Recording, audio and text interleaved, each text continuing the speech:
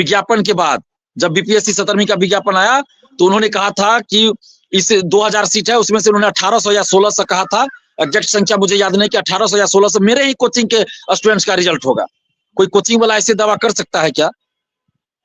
तो इस पे तो सवाल उठेंगे ना। और बीपीएससी के चेयरमैन फिर अकेले में उनसे मिलते हैं 4 या 5 नवंबर को, अभ्यर्थियों के साथ मीटिंग होनी रहती है 15 नवंबर को, मीटिंग नहीं होती है। तो ये तो बार बार ये दिख रहा है कि भाई कुछ ना कुछ है। खान का जो रैकेट चल रहा है, खान का जो बड़े पैमाने पर रैकेट चल रहा है, वो खान तो अभी डेवलपर हो गए हैं, बिल्डर हो गए हैं, तो अलग अलग जगहों पे जाकर के जमीनें खरीद रहे हैं।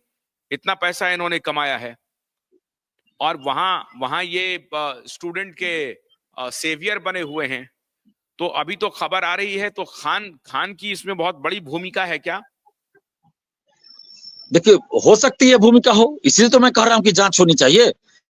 मैं शुरू से ये कहता आ रहा हूं कि आर्थिक अपराध इकाई पटना या सीबीआई या सुप्रीम कोर्ट के किसी सिटिंग जज के दिशा निर्देशन में न्यायिक जांच हो जाए। सरकार जांच करा ले, पता चल जाएगा कौन क्या किया है नहीं किया है। जांच तो होनी चाहिए ना, तब पता चलेगा कि भाई जो बापू परीक्षा परिसर में हुआ उसके पीछे क्या मामला है नहीं है, एक्चुअल में क्या हुआ नहीं हुआ, क्वेश्चन कैसे कम हो गया, इसकी जांच होनी चाहिए। क्वेश्चन आखिर कम कैसे हो गया, क्वेश्चन का लेवल इतना नीचे कैसे चला गया। और कुछ क्वेश्चन ऐसे हैं जो खान सर के टेस्ट सीरीज से आया हुआ हूबहू क्वेश्चन है। अब आप सोच सकते हैं कि क्या खेल चल रहा होगा, नहीं चल रहा होगा। इसलिए मैं कह रहा हूं कि जांच होनी चाहिए। नहीं, खान को कहां से सपोर्ट मिल रहा है ये हमें जानकारी है इसकी। मैं पुख्ता जब मेरे पास आएगा रिपोर्ट तब मैं आप लोगों को बताऊंगा।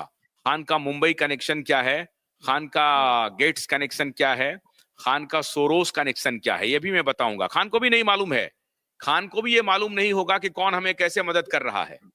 ये पूरा एल्गोरिदम कैसे तैयार किया गया, कैसे उसको प्रमोट किया गया, कैसे उसका पूरा मायाजाल तैयार किया गया है, ये पूरा खेल चला है। और उसमें सोरोस, गेट्स और मुंबई कनेक्शन बहुत बड़ा है। लेकिन जब तक मेरे पास कोरोबोरेटिव फैक्ट्स नहीं आएंगे तब तक मैं शायद इस बारे में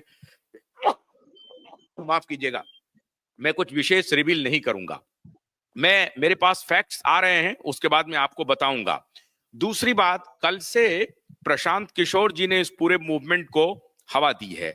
तो प्रशांत किशोर जी की क्या भूमिका है? वो एक पॉलिटिकल लीडर के रूप में इन चीजों की गहराई को समझ करके आंदोलन में कूदे हैं, या वो भी इसको एक पॉलिटिकल बोनांजा के रूप में देख रहे हैं?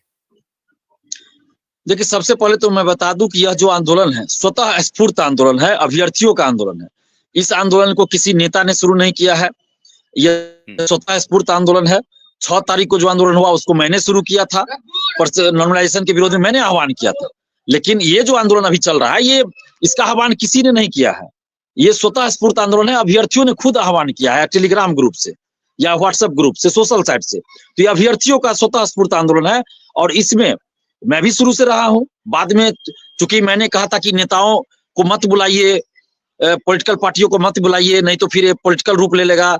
लेकिन कुछ लोग जिद पे अड़ गए कि नहीं, पॉलिटिकल पार्टी के नेताओं को बुलाएंगे। तो इसके चलते हम थोड़ा आंदोलन से, मंच से साइड हो गए। अभ्यर्थियों के समर्थन में हम पहले भी थे, आज भी हैं, और अभ्यर्थियों के लिए हम आज भी हैं उनके साथ। लेकिन उस मंच पे हम नहीं रहे, फिर साइड हो गए। और जो भी नेता आ रहे हैं वो सिर्फ और सिर्फ अपना, चूंकि 2025 में विधानसभा चुनाव है बिहार में, तो सभी लोग जो भी नेता आ रहे हैं वो सभी अपना राजनीतिक चेहरा चमकाने के लिए आ रहे हैं। सच्चाई यही है। और ऐसा मैं क्यों कह रहा हूं, 2 मिनट का समय दीजिएगा, मैं स्पष्ट कर दूंगा। आज बताइए, विजय सिन्हा जी और सम्राट चौधरी जी, ये दोनों अभी विपक्ष में नहीं है, सरकार में। विजय सिन्हा और सम्राट चौधरी जी अभी उप मुख्यमंत्री है बिहार के। लेकिन 25 जनवरी 2024 से पहले वो जब विपक्ष में थे तो वो भी इस तरह के आंदोलन में आते थे। कोई भी छात्र आंदोलन हो या कुछ हो तो आके कूद जाते थे और हमेशा बोलते थे कि पेपर लीक हुआ। जिसका पेपर लीक नहीं भी होता था तो बोलते थे पेपर लीक हुआ है। TRE1 TRE2 के बारे में बोलते थे, लैंड फॉर जॉब स्कैम की तरह मनी फॉर जॉब स्कैम है ये TRE1 TRE2। और चिराग पासवान जी, जीतनराम मांझी जी भी बोलते थे ऐसा ही। लेकिन अब जब ये लोग सरकार में अभी है तो इन लोगों को कोई नजर नहीं आ रहा है। देखिए, अभ्यर्थियों का दर्द नजर नहीं आ रहा है। क्यों नहीं चिराग पासवान जी या जीतनराम मांझी जी, विजय सिन्हा जी, सम्राट चौधरी जी अभ्यर्थियों की बात सुन रहे या मिलने क्यों नहीं गर्दनी बाग आए? लेकिन जब विपक्ष में रहते हैं तो आ जाते हैं। तो यही चीज अभी ये लोग कर रहे हैं, चाहे वो तेजस्वी यादव जी हो, प्रशांत किशोर जी हो या कोई भी हो, वो लोग भी यही कर रहे हैं, क्योंकि अभी विपक्ष में है तो ये लोग अभी कह रहे हैं कि अभ्यर्थियों के साथ है। लेकिन सवाल उठता है कि जब ये लोग सरकार में थे तब क्या किए, 25 जनवरी से पहले ये लोग भी सरकार में थे, कांग्रेस सरकार में थी, आरजेडी सरकार में थी, तो उस समय जब पेपर लीक हुआ था तब क्या किया था। बीएसएससी सीजीएल 3 का पेपर लीक हुआ, मैं याद दिला दूं, 23-24 दिसंबर 2022 को। उस समय कांग्रेस आरजेडी जदयू की सरकार थी बिहार में, तो उस समय राहुल गांधी जी, प्रियंका गांधी जी का कोई ट्वीट नहीं आया। लाठीचार्ज हुआ, हमने उस आंदोलन का नेतृत्व किया था, लाठीचार्ज हमारे ऊपर भी हुआ था, अभ्यर्थियों को चोटें आई थी डाकबंगला चौराहा। उस समय तेजस्वी जी उप मुख्यमंत्री थे, एक शब्द नहीं बोले, और न ही बाकी 2 शिफ्ट का परीक्षा वो कैंसिल करवाए। क्यों नहीं करवाए।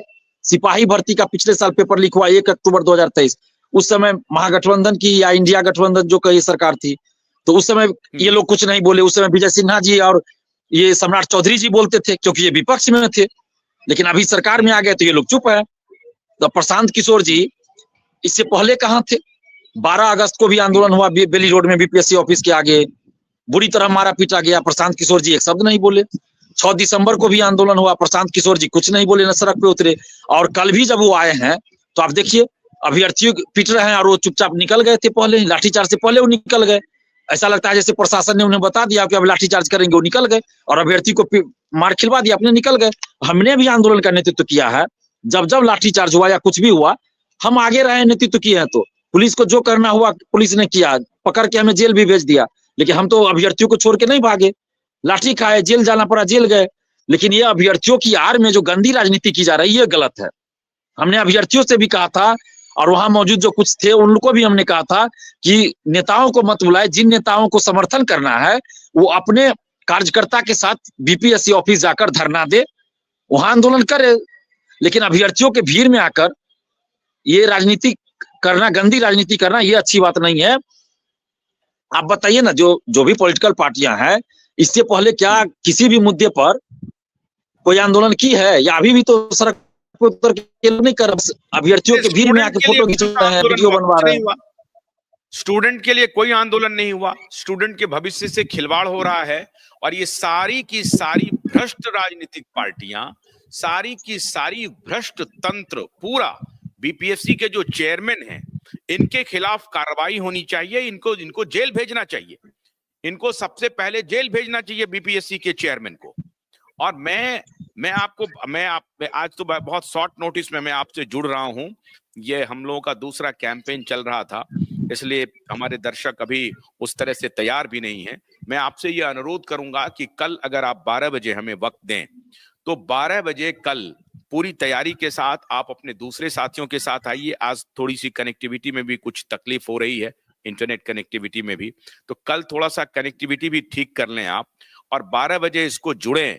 मैं आपके इस आंदोलन को पूरी मजबूती के साथ, मीडिया का जो कर्तव्य होता है उसमें कहीं किसी भी नेता के खिलाफ खड़ा होने के लिए मैं तैयार हूं। बोलिए दिलीप, बोलना चाहते हैं। 1 मिनट और लेना चाहूंगा। कल जिस तरह से आप देखिए कि बर्बरतापूर्ण लाठीचार्ज हुआ है, और इतनी भयंकर ठंड में पानी का बौछार किया गया, पानी से मतलब स्टूडेंट्स को किया गया और खींच कर जिस तरह से पीटा गया।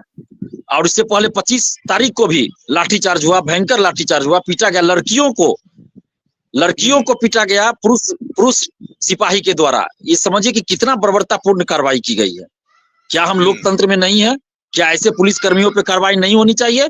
इससे पहले भी जब आंदोलन हुआ है तो हमें टारगेट करके मेरे बाएं कान में मारा जाता है, जबकि मेरा ऑपरेशन हुआ है, सबको पता है। ये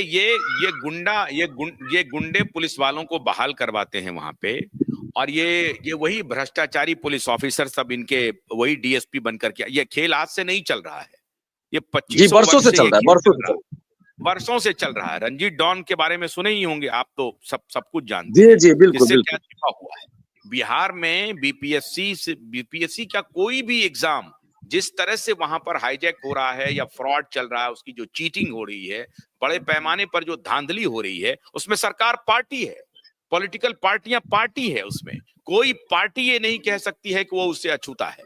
ये RJD, JDU, Bharatiya Janata party, Congress, ये सबके सब भ्रष्टाचार में पूरी तरह से लिप्त हैं बिहार में। और बिहार के एजुकेशनल सिस्टम को इन लोगों ने तबाह किया है।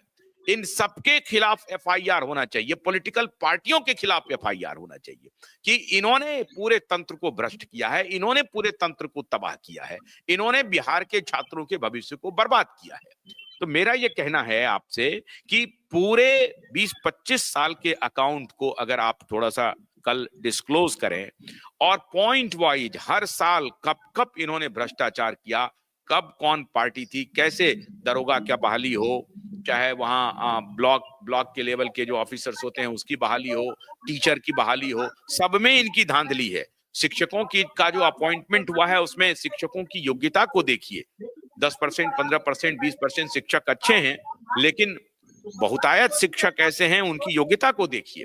तो पूरे तरीके से बिहार के भविष्य को तबाह करने में ये लोग लगे हुए हैं। इस पर अगर आप कल हमें वक्त दें और कल 12 बजे से आप जुड़ जी सकें तो बहुत अच्छा रहेगा दिलीप।